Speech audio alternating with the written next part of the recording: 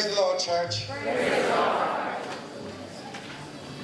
You know, even before I express condolences to the members of the bereaved family, I must make a confession to all of you here. And that is, each time I come to this church, there's a degree of friendliness that I experience that I hardly experience elsewhere. I suppose it has to do with the people who worship here. Or it could well have to do with the leadership of the church. Because each time I come here, I notice something different. Something that is different that contributes to the comfort of the worship of the church. And I had to say to the resident pastor, what it is that I have seen different here this afternoon that I never saw on the last occasion. And I glanced at the ceiling, and I want all of you to look at the ceiling with me. Because the ceiling was not here on the last occasion. Your pastor of this church is working to make the house of the Lord a beautiful place to worship Him.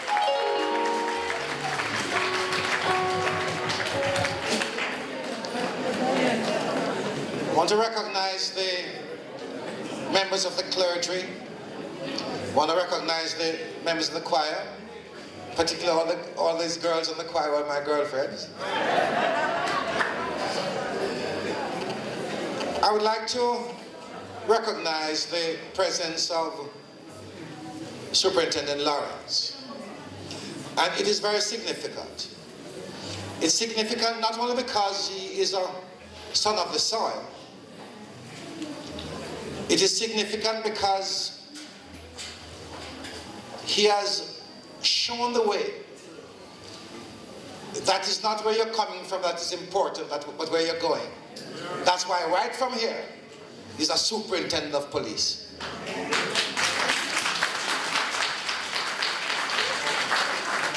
And I find it equally significant that while so many persons forget the roots from which they spring, that first rung of the ladder that caused them to step up in life, he has not forgotten.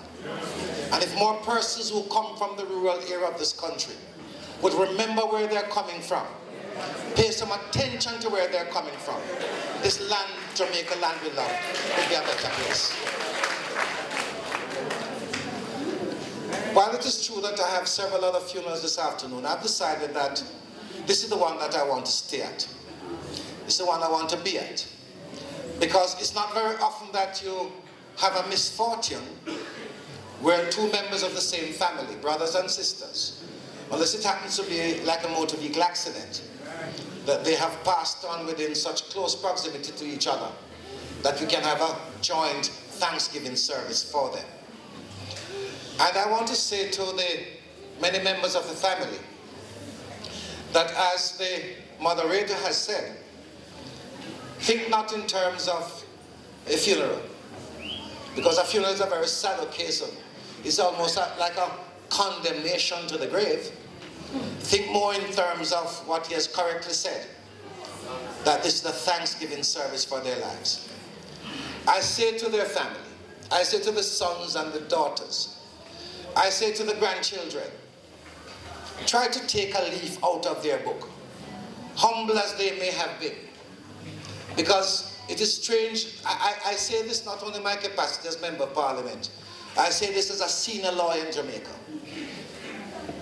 The generation of now is so different. And sometimes I ask myself the question, where are they going? Because there are so many of us in this audience, in this congregation today, who have had to almost eke out an existence out of nowhere to make our children something.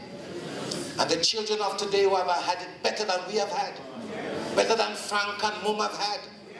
You ask yourself the question, why is it they have to walk on the streets with their pants showing their bottom, with a boxer shorts on top of it. You know? And these things, as member of parliament, I can tell, hurt me, because these two persons who lie before us today, humble as they are, and they return to the Lord in their humility, there are certain things that they never did because they had respect for themselves. And I say today to their children and grandchildren, if there's one leaf that you can take out of their book, there's nothing greater in the life of any man than the self-respect that you can have. Because when you have that respect of you, it will draw respect from others, and they will respect you. This afternoon, I'm really very happy to join in this Thanksgiving service. I want to thank the moderator for affording me the opportunity to express my own feelings as Member of Parliament.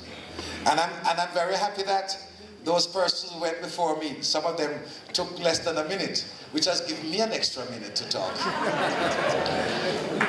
But you know, when you add up the number of years that Frank and Mum have been with us, you're looking at 153 years.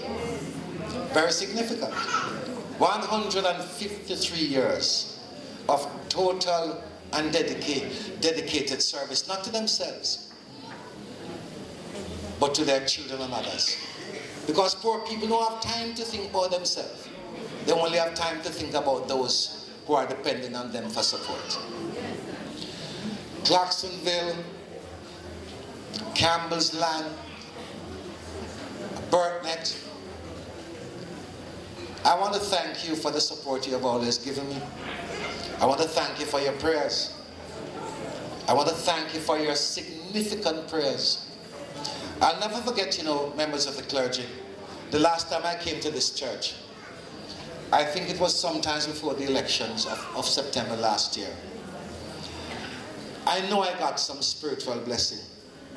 In fact, this church and another church gave me so much spiritual blessing that when the Minister of National Security, the Honorable Peter Phillips then, asked whether or not I wanted a police bodyguard for the elections, I told him no, because I'd already been covered by the blood of the Lord. Yes. And I went through those elections without security. And guess what? I'm still alive. As a matter of fact, I look younger than ever. Ladies and gentlemen, I know that those of you who have traveled from afar to come here, the first thing that you have asked yourself, boy, the road bad come to the church, eh?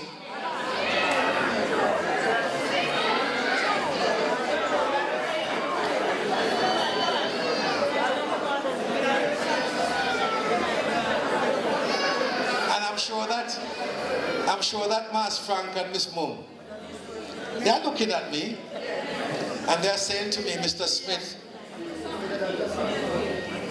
we want the road to be fixed. And I'm saying to them, for the first time in 19 years, my government has a budget coming next year, and this road is part of that budget. So even in death, I can say to them, and I pledge to them on your behalf, because Mum in particular was my very good friend, sick as though she was for many years. I'm going to say to them this afternoon that with the prayers of the church, with your prayers, with your patience, and with the kind of support that they gave me before they passed on, I will not let them down. I will not let you down. And with God's hope, we're going to make this area, Clarksonville, Campbell's Land, and Burtnet, we're going to make it a better place. So when Superintendent Lawrence comes back, whether it's for funeral or something else, he'll be very happy to drive on our roads. May their soul rest in peace, and may light perpetual shine on them. Thank you very much.